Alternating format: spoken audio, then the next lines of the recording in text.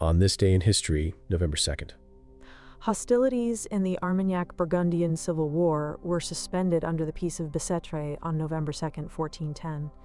This truce aimed to ease the violent conflict between the Armagnac and Burgundian factions in France.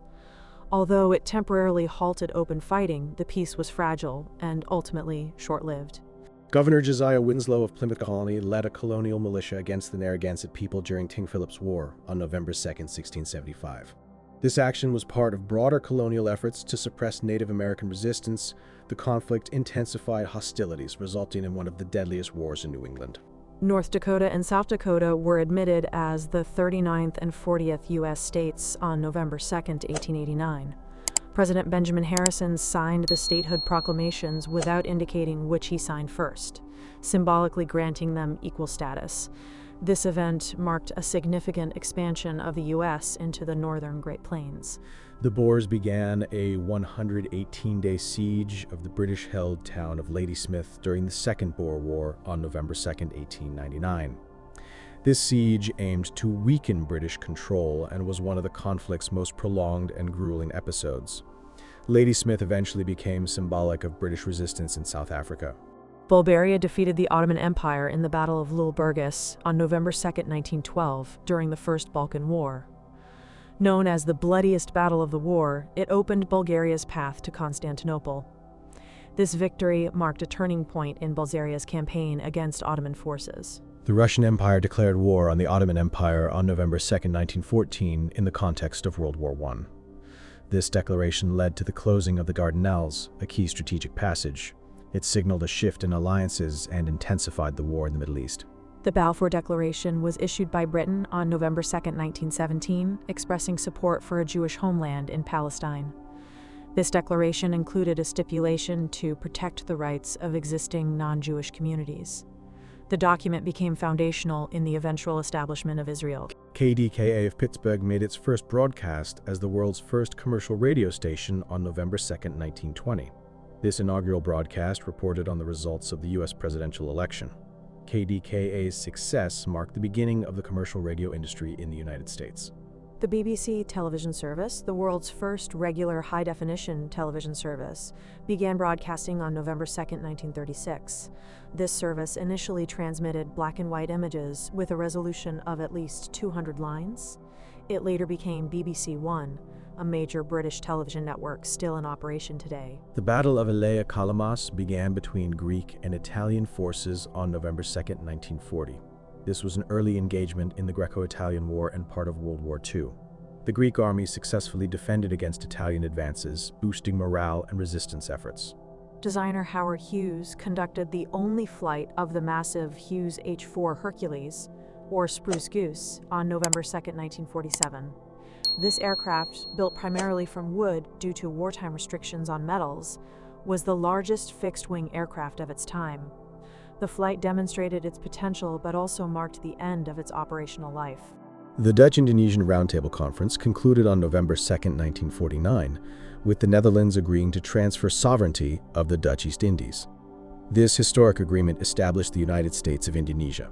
It marked the end of Dutch colonial rule and the beginning of Indonesian independence.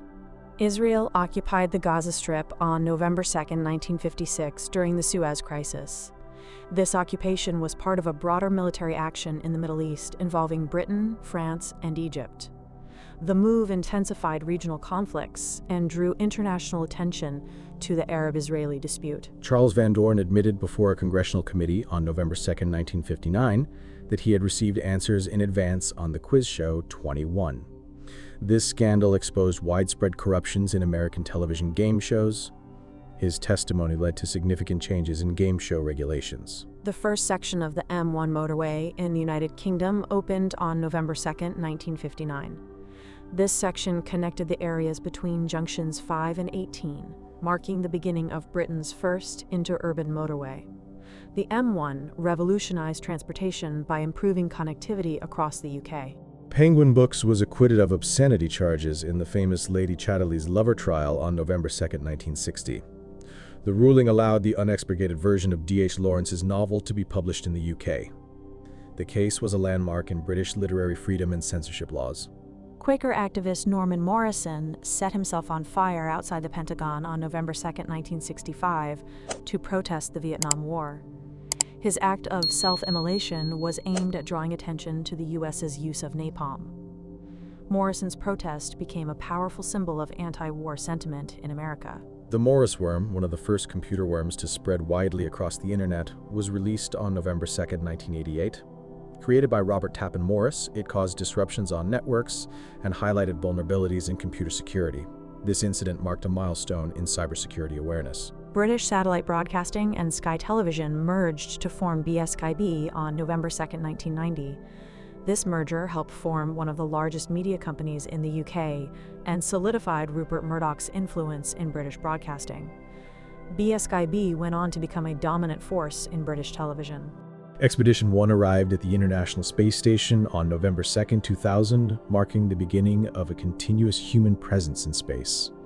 This first long-duration mission laid the groundwork for ongoing scientific research and international cooperation. The ISS has remained occupied ever since. Lewis Hamilton won his first Formula One Drivers' Championship on November 2, 2008 at the Brazilian Grand Prix. He clinched the title by a single point in a dramatic finish, passing Timo Glock on the final lap. This victory made him the youngest F1 world champion at the time. The Chicago Cubs defeated the Cleveland Indians to win the World Series on November 2, 2016, ending a 108-year championship drought. This victory was celebrated by fans worldwide and marked a historic moment in baseball. The Cubs' triumph became a symbol of resilience and hope. A peace agreement was signed between the Ethiopian government and the Tigray People's Liberation Front on November 2, 2022. This accord ended the devastating Tigray War, which had caused a severe humanitarian crisis. The agreement brought hope for peace and reconstruction in Ethiopia. And that concludes our historical journey for today. If you enjoyed the video, please hit that like button and subscribe to join us for more fascinating stories from the past. Leave a comment below with what historical event you'd like to see next. Thanks for watching, and I'll see you in our next historical adventure.